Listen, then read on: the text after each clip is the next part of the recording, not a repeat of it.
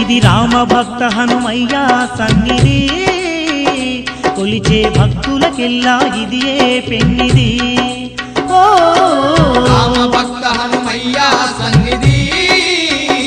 కొలిచే భక్తులకెల్లా ఇదియే పెన్నిది